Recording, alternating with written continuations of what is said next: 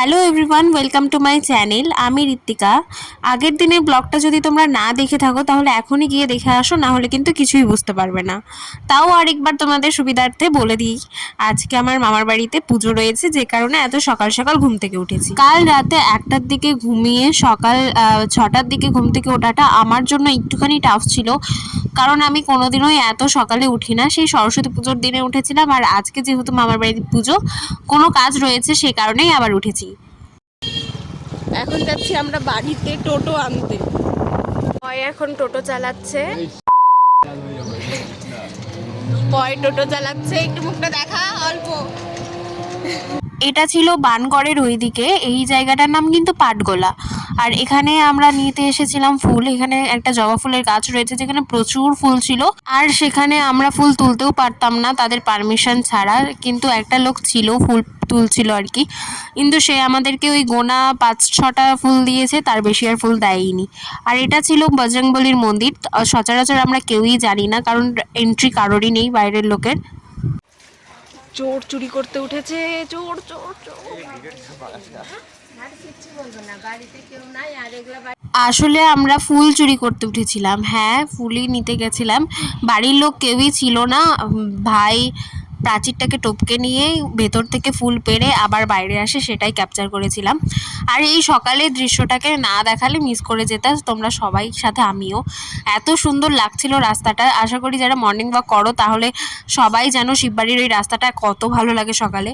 আর এই সারা বছরে একটা জিনিস সব থেকে বাজে লাগে, যে ফুল মানে যখন আমরা কারোর বাড়ি থেকে নেই, পারমিশন নিতে গেলে তাদেরকে এমনভাবে কনভিন্স করতে হয়, সেই জিনিসটা খুব খারাপ লাগে। আর যারা দেয় না তারা এমন মুখ ঝামটা দেয়, সেটা আর কি বলবো, দেখে নাও ভিডিওতে। দাও 2-4টা।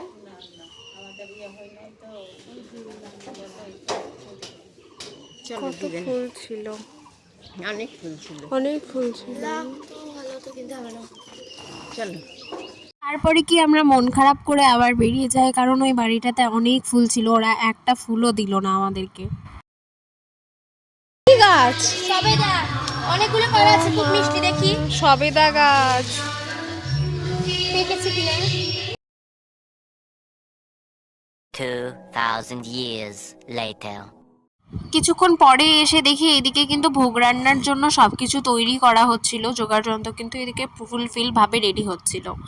আর যেহেতু আমার সেরকম কাজ ছিল না, তাই সবার চা মানে চা খাবে জন্য সবার চা করার দায়িত্বটা আমার ঘাড়ে এসে পড়েছিল, আর আমি সেটাই পূরণ করছিলাম।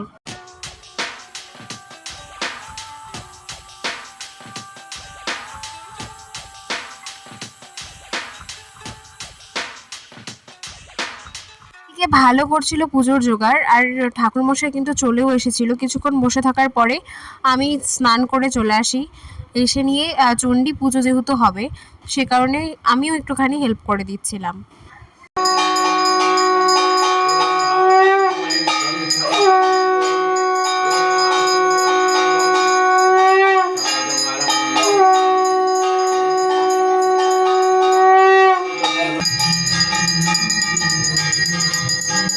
পুজো কিন্তু প্রায় কমপ্লিটের দিকে, কি কমপ্লিটই হয়ে গেছে, এবং তারপরে কিন্তু ঠাকুরমশাই আমাদেরকে চন্দনের টিকা দিয়ে দিচ্ছিল।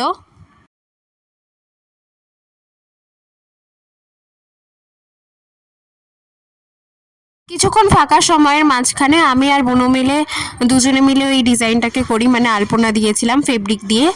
পারি না যদিও, কিন্তু চেষ্টা করেছিলাম আর কি।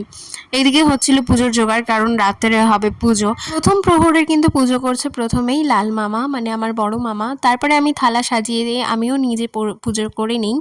তো রাতের ব্লগ কিন্তু আসতে চলেছে খুব তাড়াতাড়ি। ততক্ষণের জন্য সবাইকে টাটা, নেক্সট কোনো ব্লগে দেখা হচ্ছে।